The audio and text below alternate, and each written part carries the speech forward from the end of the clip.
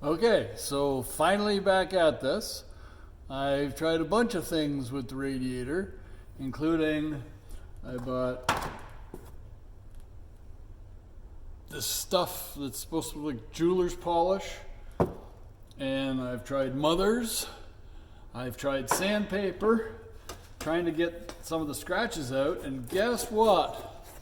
This stuff is the bomb. I'm treating it like paint, and it's actually getting scratches out. So I'm anxious to get up to the polishing ones of this too. I'll keep you updated.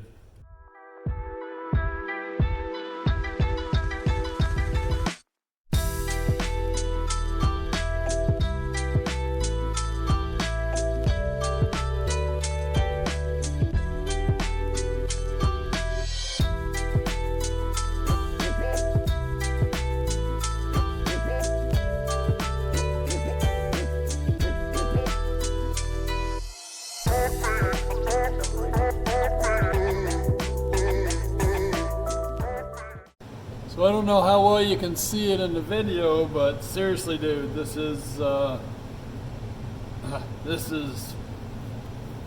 miracle. Yeah, I'm very happy with this. So I'll keep going.